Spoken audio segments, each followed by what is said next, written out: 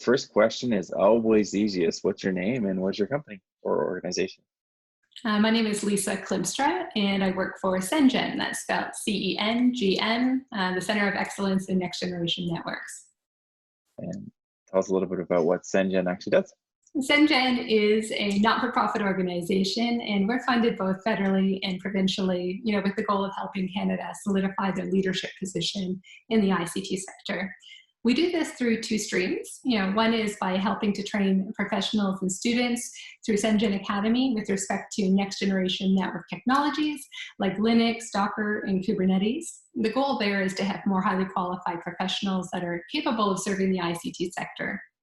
The other way is through helping small, medium enterprises overcome commercialization barriers by accessing free testbed infrastructure, as well as our project management, engineering support, and marketing support. Ultimately, we want these companies to grow in revenue, grow in employees, and help make Canada's ICT sector stronger. Great. And then, so if I'm a small business or organization that wants to work on the scalability of their product, can you walk me through what that looks like if we wanted to engage with CENGN? Oh, certainly. So we would have a conversation, obviously, to start things off. But typically, a scaling project would look like, our small, medium enterprise would stand up a development instance of their application, either on CENGN's cloud or in CENGN's bare metal servers. We would then look at spinning up a number of virtual machines to simulate the type of volume that you're hoping to achieve 18 to 24 months out, as we feel that's challenging yet achievable and will provide longer lasting value to you as a business. And then following spinning up these virtual machines and using traffic generators, we will slam your application.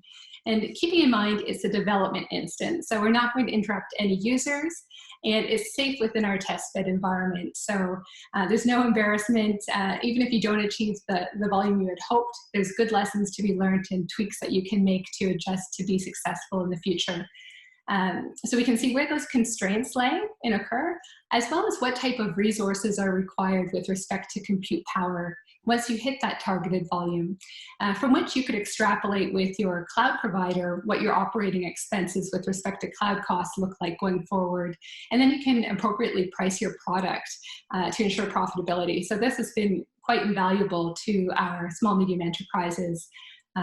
Ultimately, it is the small, medium enterprise themselves that are doing the testing with our support. And following completion of the project, our marketing team, in fact, as an unbiased third party, will write a success story on your behalf to share amongst our member companies, large multinational companies, as well as on social media to provide a lot of exposure to you. Awesome. Sounds great. Yeah, I know about the technical stuff, but the marketing thing sounds really cool too, because as a startup, discoverability is often one of the barriers to getting your app used. So absolutely.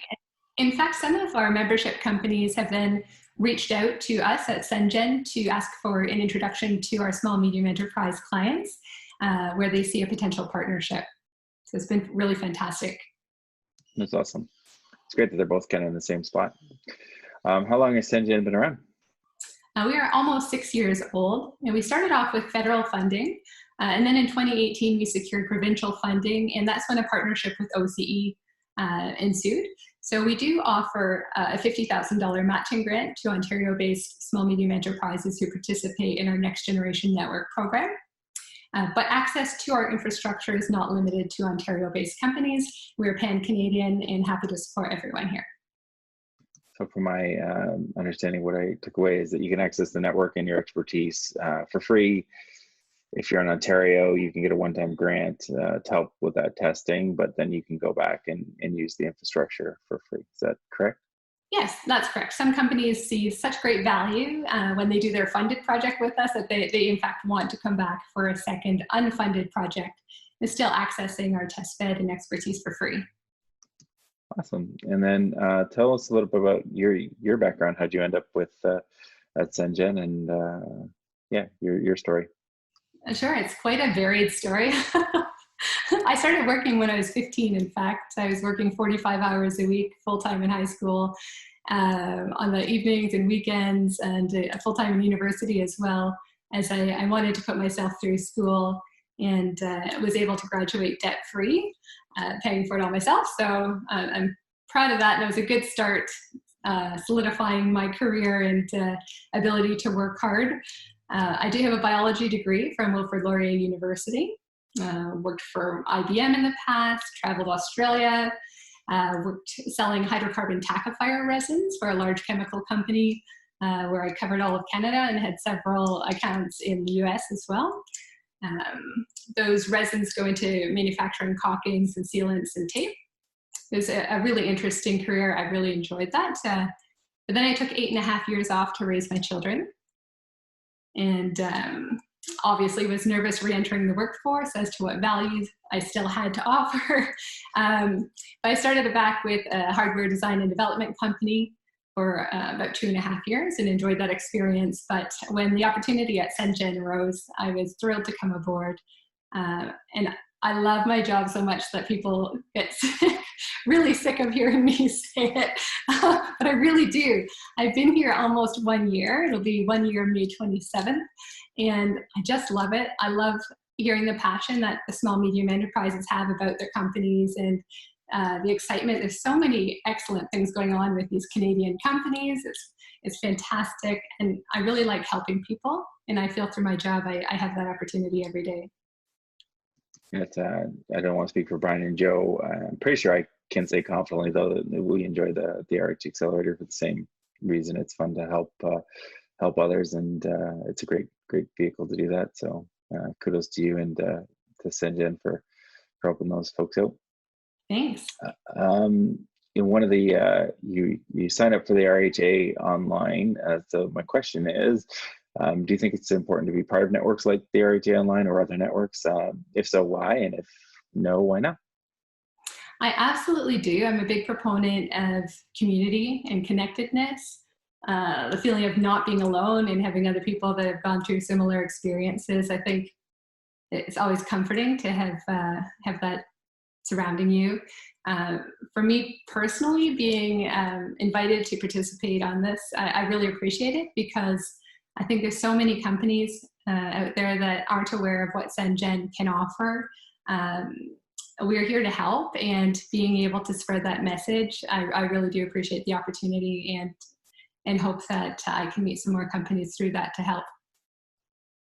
What other programs exist at CENGN, or do you have any specific industry verticals that you're focusing on? Sure.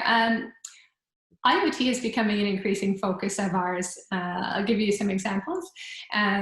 Picture an ag tech company that has moisture sensors as part of their solution. We're able to ensure that data can stream from those moisture sensors through LoRaWAN, for example, and be processed by the SME's platform. At the same time, we're able to spin up virtual machines in our CENGN cloud to simulate additional IoT sensors to ensure that the platform is scalable. So we're really starting to address different industries with a big focus on IoT as well. I should mention also that machine learning and AI are becoming increasingly popular requests by our clients. And listening to those requests, we have recently acquired several NVIDIA Tesla V100 GPUs. They're really good at accelerating algorithm training with respect to multi-threaded machine learning. They perform about 47 times better than a CPU in the same circumstance. So when we're looking at overcoming commercialization barriers or quickening time to commercialization, they can be quite effective. We also do have NVIDIA T4s in our portfolio, which are good at the inferencing piece of machine learning and AI. So one of the verticals that we deal with at the accelerator, Joe's network's fairly expansive in ag, and we actually just set up a special channel for farmers in our group. I know you have some programs with agriculture and rural. Do you have anything specifically going on there that you'd like to talk about? Sure. And like Joe, agriculture is near and dear to my heart. My mom grew up on a dairy farm, and I spent a lot of time there as a kid, and I love that environment, and have participated in the Precision Agriculture Conference in the past for several years. So I too have a strong interest in that field. Certainly we recognize that broadband is a huge issue in those communities. And CENGN is doing our best to try and help provide connectivity to some of those underserviced areas with some rural broadband and northern broadband programs. So hopefully you'll be hearing more about that coming shortly. The lightning round question. Ooh. And if any of these are also you want to pass, you can pass. So, so what's your status? Married, single? I'm married for almost 12 years. And if it's between me and my husband who forgets an anniversary, it's usually me. Hilarious. You mentioned you have kids. How many kids? I have 2 daughters. They're almost 9 and 11. Awesome. And Coke or Pepsi? If I had to choose, I'd choose Pepsi, but can I say root beer? You can say, I'll allow it. Mars bars or Snickers? Mars. Nice. Favorite movie? Oh, goodness. Ooh. I'm going to say, it's really cheesy. I'm just going to say Dirty Dancing because it's one I've watched many a time and still enjoy. Awesome. Favorite book? It's a great question. I think the most impactful one that I read was called Good to Great. Mm-hmm. Kind of where I learned that you don't need to be good at everything, but you should focus on what you're exceptional at. And that's really where you can get ahead in life is to be amazing at something. That's definitely one of my favorite business books as well. And it's fascinating too. Total tangent, probably shouldn't be doing this in lightning round, but a lot of the other business books I've read, seem to have their foundations in that one. So I think it's like a 101 exactly. for business. Favorite game or video game? Oh goodness, I think I'm going to say euchre. Oh, nice. We just had an online euchre tournament go by. We'll need to get to that. I'll send you the link so you can sign up for the next one. Favorite vacation spot, when you can actually vacation? I'd like to go to Tuscany in Italy again. I love the food and it speaks to me. Amazing. Is Die Hard a Christmas movie? Machine guns, sure, they're part of my favorite Christmas experiences. Well, I don't even think Bruce Willis considers it a Christmas movie. It's not really part of my watching regimen at Christmas. I prefer like Christmas Vacation or something of that sort. That's when we watch the whole family here.